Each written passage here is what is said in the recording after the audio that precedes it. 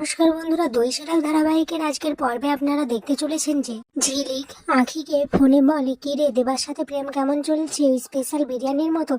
এরপর আঁখি কাঁদতে কাঁদতে ঝিলিককে বলে, ঝিলিক দেবাকে কেউ গুলি করেছে।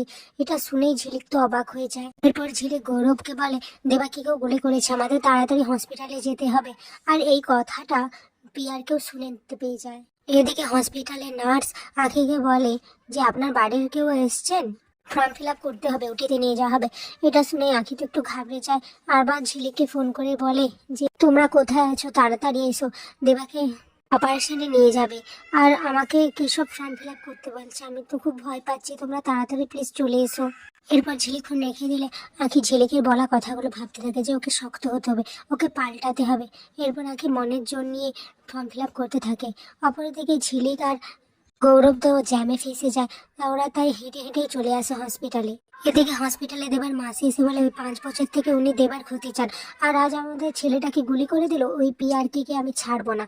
আর এই কথাটা গৌরব শুনতে পেয়েছে, ও তো অবাক হয়ে যায়, বলে বাবার সাথে কি সম্পর্ক, আমাকে এই ব্যাপারটা জানতেই হবে। এরপর ওখানে ঝিলিক আসে নার্সের ছদ্মবেশে, এসে বলে হসপিটালে এইভাবে চিৎকার চেঁচামেচি করবেন না, আপনারা সবাই এখান থেকে যান, নাহলে চুপচাপ করে বসুন।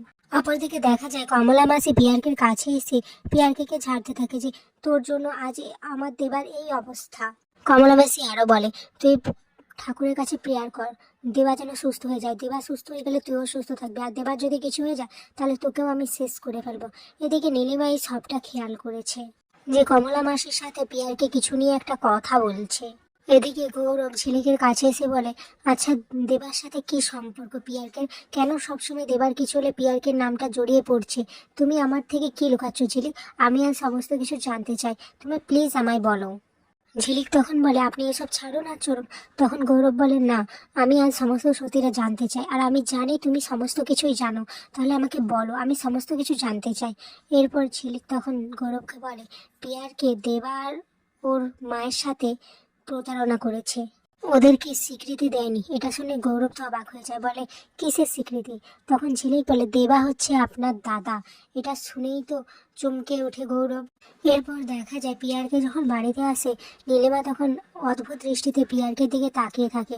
এই চাহনি দেখে পিয়ারকে ভাবতে থাকে যে নীলিমা আমার দিকে এইভাবে তাকিয়ে আছে কেন। এরপর পিয়ারকে ওখান থেকে যেতে লাগলে তখন নীলিমা বলে, দাঁড়াও, ওই মহিলা কে ছিল।